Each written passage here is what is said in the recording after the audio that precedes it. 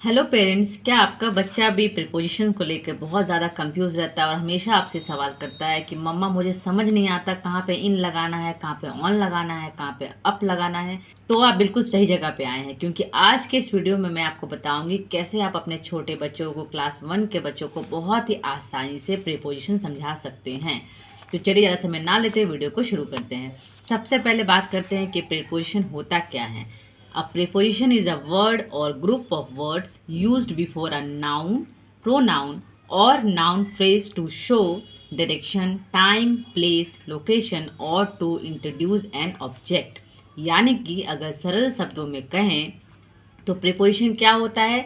एक वर्ड होता है या ग्रुप ऑफ वर्ड होता है जो नाउन और प्रोनाउन के पहले यूज होता है। क्यों यूज होता है, क्या बताने के लिए यूज होता है? तो ये बताने के लिए यूज होता है कि वो जो ऑब्जेक्ट है या जिस नाउन या प्रोनाउन के बारे में बात हो रही है उसका डायरेक्शन क्या है, उसका टाइम क्या है, या उसका प्लेस क्या है, या लोकेशन क्या है, या फिर किसी ऑब्जेक्ट के बारे में बताने के लिए यूज होता है।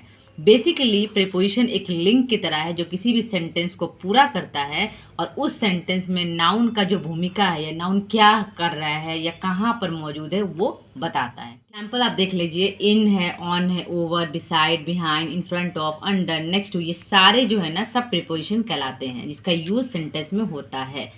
तो बच्चे को सबसे पहले तो समझा दिया हमने कि प्रीपोजिशन होता क्या है। अब एग्जाम्पल लिखकर आपको उसका हिंदी मीनिंग भी बच्चे को बताना बहुत ज़रूरी है, ताकि बच्चा जान पाए कि इसका मतलब एक्चुअल में होता क्या है। तभी वो आइडिया लगा पाएगा कहाँ पर इन और कहाँ पर ऑन लगेगा।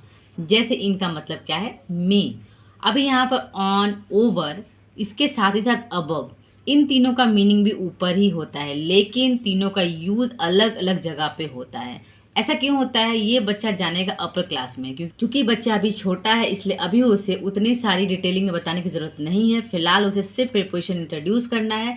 धीरे धीरे जब वो अपर क्लास में जाएगा तब हम उसे समझाएंगे कि कहाँ पर ऑन, कहाँ पर ओवर और कहाँ पर अबव होता है। ठीक है, तो अब हमने बच्चे को समझा दिया कि प्रीपोजिशन का जो है मीनिंग क्या है, मतलब क्या होता है। जैसे इन का मतलब होता है में, बिसाइड का मतलब बगल में, बिहाइंड का मतलब पीछे। अब बच्चा ये जान चुका है।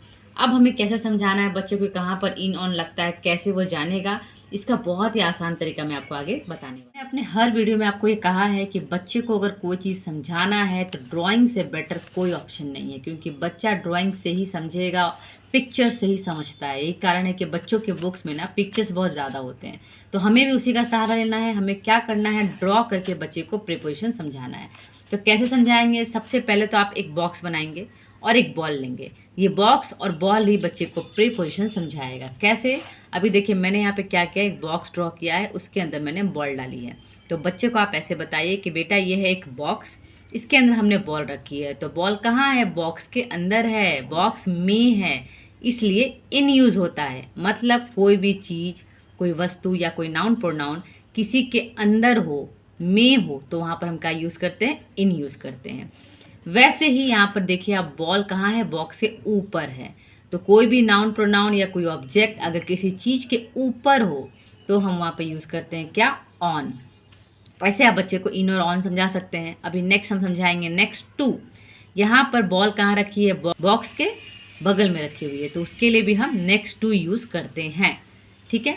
अभी अंडर यानी कि नीचे, यहाँ पर चेयर के नीचे बॉल रखी हुई है। बॉल कहाँ है? चेयर के नीचे है। बच्चे को आप पूछिए कि बेटा बॉल कहाँ है, वो खुद ही बताएगा चेयर के नीचे है मम्मा। यानी कि कोई भी ऑब्जेक्ट या कोई भी नाउन प्रोनाउन किसी चीज़ के नीचे हो तो उसके लिए हम अंडर यूज़ करते हैं। ठीक है, इतनी आसानी से हमने अंडर भी समझा दिया। अभी नेक्स्ट प्रीपोजिशन हम समझाएंगे बिसाइड, बिटवीन। अब बिसाइड क्या है भाई? तो ये बॉक्स के बगल में रखी हुई है, एकदम बगल में बॉल रखी है, तो क्या यूज़ होता है? बिसाइड यूज़ होता है। अभी आप यहाँ पे कंफ्यूज हो सकते हैं कि भाई बिसाइड का मतलब ही बगल में है, या नेक्स्ट टू में भी तो बगल में ही रखा हुआ है, तो यहाँ पर नेक्स्ट टू क्यों है, यहाँ पर बिसाइड क्यों है? तो ये जो चीज़ें हैं ना, डिफरेंस, इसमें स्लाइट डिफरेंस होता है कि कहाँ कुछ कुछ जो प्रीपोजिशन है उनका मीनिंग सेम सेम होता है, लेकिन यूज़ करने का तरीका अलग है।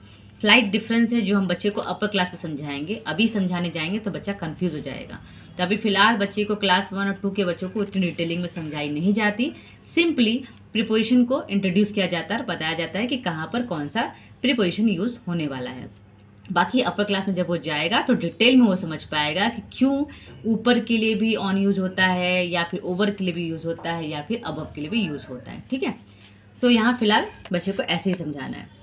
अब देखिए यहाँ पे बिटवीन है, दो बॉक्स के बीच में बॉल है, बॉल कहाँ है, दो बॉक्स के बीच में है, तो क्या यूज होता है बिटवीन, यानी कि बीच में के लिए क्या यूज होगा बिटवीन।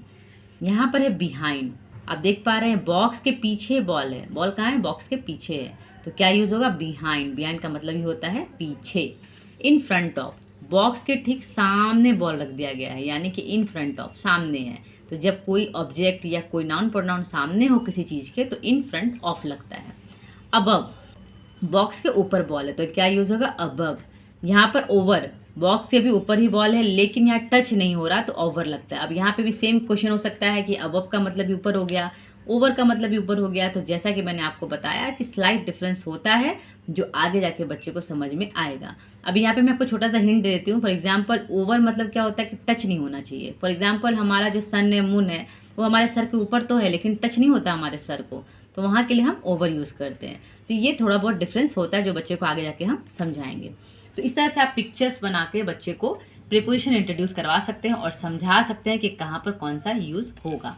अभी देखिए मैंने यहाँ पे जैसे यहाँ अबव और बिलो में बच्चे को कन्फ्यूजन होता है कि अबव कहाँ होगा बिलो कहाँ होगा, तो मैंने ट्री बना के समझाया है कि ट्री के ऊपर है तो अबव है, ट्री के नीचे है तो बिलो है, सीढ़ी की ओर जा रहा है तो अप है, सीढ़ी के अपोजिट साइड जा रहा है तो डाउन है। तो इस तरीके से भी बच्चे को आप समझा सकते हैं। अभी बच्चा प्रीपोजिशन समझ चुका है, अब हमको क्या करना है रिवीजन करवाना है। बच्चे ने जो अभी समझा है उसको कंफर्म करवाना है कि हाँ ये चीज़ वो समझ चुका है।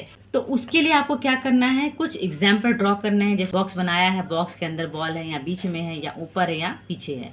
अब बच्चे को आपने सारा कुछ समझा दिया, अब उसे खुद कहिए कि बेटा बॉक्स के अंदर बॉल है, बॉल कहाँ है बॉक्स के अंदर है, तो क्या यूज़ होगा, तो खुद बताएगा इन। यहाँ बॉक्स के बीच में बॉल है तो क्या यूज़ होगा, वो खुद बताएगा बिटवीन। ऐसे करके आप बच्चे को ऑब्जेक्ट बना के रिवीजन करवा लें। इसके बाद आपने क्या करना है कि आपको ऐसे फिल इन द ब्लैंक्स बना लेने हैं और जो हिंट है यानी कि जो आंसर है वो एक बॉक्स में दे देना है, इसलिए कि बच्चा भी जस्ट सीखा है तो उसे थोड़ा सा आसानी हो कैच करने को।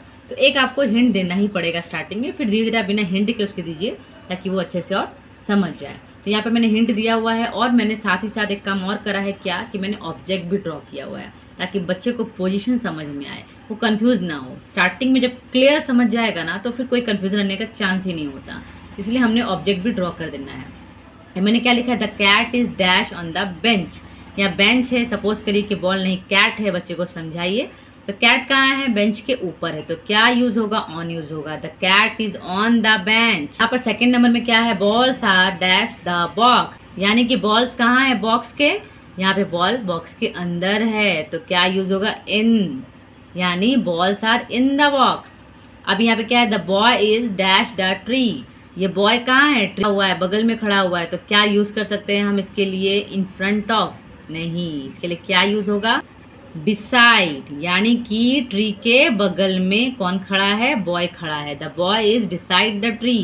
सेम यहाँ पर है, the cat is dash the table, cat कहाँ है, टेबल के अंडर है, तो यहाँ पे क्या यूज होगा अंडर द टेबल। ऐसे करके आप बच्चे को समझा समझा के भरवाइए ये फिल इन द ब्लैंक्स, जिससे बच्चे को और भी ज़्यादा समझ में आए। ऐसे आप कुछ ऑब्जेक्ट ड्रॉ करके पहले पहले बच्चे को दीजिएगा, फिर धीरे धीरे ऑब्जेक्ट हटा दे और सिर्फ फिल इन द ब्लैंक्स दे, फिर धीरे धीरे हिंट हटा दे, सिर्फ फिल इन द ब्लैंक्स दे। तो ऐसे करने से बच्चा जो है और भी आसानी से जल्दी प्रिपरेशन सीख जाएगा, वो भी पूरा पक्का वाला सीखेगा, मतलब आगे जाके गलती नहीं होगी। तो उम्मीद करती हूँ कि वीडियो आपके लिए यूज़फुल रहा होगा। अगर अभी तक आप इस वीडियो को देख रहे हैं तो इस वीडियो को लाइक कर लीजिए, शेयर कर लीजिए और हमारे चैनल हैप्पी पेरेंटिंग को सब्सक्राइब करना बिल्कुल मत भूलिएगा।